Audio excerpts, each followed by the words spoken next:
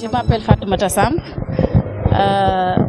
Je suis la présidente du mouvement des femmes de Macky 2012. Nek aussi présidente du réseau Refet. Réseau Refet, c'est le réseau pour l'entrepreneuriat, c'est le réseau des femmes pour l'entrepreneuriat et le développement. Donc, nek dans le cadre du développement, dans le cadre du social. Donc, les femmes engagées, nous sommes dans la commune et environ, d'illiguer, n'est-ce pas, pour l'économie, pour leur autonomisation. Donc, pour vraiment appeler ces diabotes, c'est les borom cœur. Wow, action sociale, on l'a entamé depuis longtemps parce que le réseau aussi existe depuis fort longtemps. Ça doit faire au minimum de 6 ans, je me rappelle bien. Je pense que on l'a créé en 2017. On l'a créé en 2017 parce qu'avant c'était un GIE, mais c'est après qu'on l'a élargi, un groupement féminin, pardon. Mais après l'on l'a élargi, un réseau des femmes parce qu'il y a beaucoup de groupements dans la commune et hors de cette commune de Tivaouane Peulh Niaga. D'évoluer dans le crédit revolving, d'évoluer aussi dans la transformation, d'évoluer aussi le bari qui vraiment du social. Parce qu'au moment même de la pandémie, les femmes se sont cotisées parce que nous faisions toujours comment dirais-je, des épargnes. Ça nous a permis de mener des actes solidaires.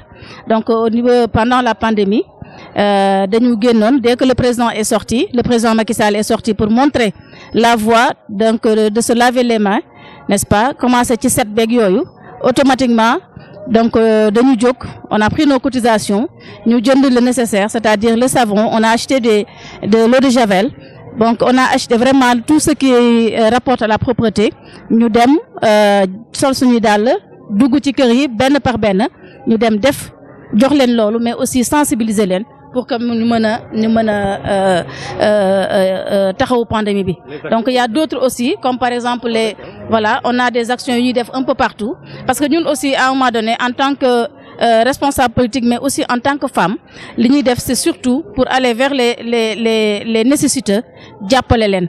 Donc effectivement à Sokabek il s'est trouvé que ni bima démé fofu j'étais allée pour rencontrer une fédération parce que au moment de la campagne on m'a sifflé que ni ces gens-là dañu amone problème n'est-ce pas avec le Benno. Donc je me suis déplacée ma dem ba fofu ma tok waxtaan ak ñom bima waxtané ak ñom ba paré à un moment donné aussi ñu def ma ay sollicitations surtout par rapport à leur poste de santé et comme ku xam jigéen ak déjà une maternité beeg nu muy démé vraiment j'ai été sensible à cela et en ce moment j'ai eu des partenaires n'est-ce pas qui m'ont vraiment appuyé à ce que nous menions équiper ces postes de santé bi effectivement à des équipements du matériel à hauteur de 35 millions. Voilà, donc c'est des gestes c'est par rapport aussi au réseau qu'on le fait. Il y a aussi d'autres, par exemple, les groupements qui sont un peu partout, on va voir les femmes et on les appuie aussi en financement.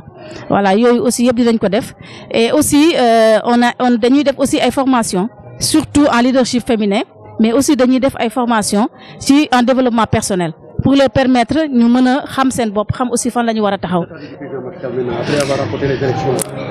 Après avoir remporté les élections, je crois que c'est quelque chose qu'on dit un peu partout. Nous dañu nek Tivaouane Peulh. Tivaouane Peulh c'est une grande commune. Bi nga xamantene day évoluer démographiquement parlant, day évoluer vraiment à une forte vitesse, ça on le sait. Parce que maintenant c'est Tivaouane Peulh, Niaga et Niakourab. Donc nous gis aussi dans notre commune à dire vrai on se bat ñun ñëpp responsable fi dañuy sonn dañuy liggéey mais au retour daal vraiment on ne voit pas vraiment disons le retour vraiment de l'ascenseur loolu daal vraiment nekk na lu nga xamanteni ñu ngi koy poser le président de la République jaarale ko tamit ci ñi nga xamanteni ñoy suñuy càmmiñ ki nga xamanteni muy Barasso di ko remercier au passage ci ñëw bi mu ñëw fi vraiment parce que lépp lu may nekk moom da ciy ñëw teew waxam bi du hasard parce que lu mu xam la lu mu fekke la motax mu waxé noonu. Donc ñun aussi il faut que ñu xamné dans cette commune aussi il y a des cadres qui sont là. Il va falloir quand même ñu fexé gestu ñu parce que ñu ngi liggéey pour le président de la République avec nos maigres moyens. Donc c'est un peu difficile parfois mais toujours est-il que avec ces maigres moyens comme ñu ngi ciy liggéey yaakaar na ne bu ñu jàppalee ce sera encore bien mieux pour vraiment jàppale le président de la République. Té ñun lolu mo nekk ci ñun président lañ fi nekkal. moom la ñuy taxaw parce que aussi dañu gëm sa vision xam li nga xamante ni foofu la bëgg jëme Sénégal foofu la bëgg jëme la jeunesse sénégalaise cette vision bi nga xam ne moom la am on comprendre nañ ko et ñun aussi dañ ciy vraiment taxaw dañ ciy liggéey pour que les gens puissent connaître qui est l'homme kan mooy le président de la République de par vraiment sa générosité mais de par vraiment son ouverture d'esprit vraiment aussi ak fi mu bëgg Sénégal àgg et ça c'est important parce que je crois quand on cherche un président de la République dañuy wut ku nga xamante ni non seulement mën na jiite mais mën na jëme réew mi fu nga xamante ni mooy li gën ci réew mi te loolu le président Macky Sall nekk di def c'est pour ça que ñun dañu taxaw takk suñu sëri ba mu dëgër ngir jàppale le président c'est-à-dire xamal nit ñi kii mooy kan ngir ñu mën koo téye ci réew mi parce que nit ku am solo la ci biir réew mi merci beaucoup jërëjëf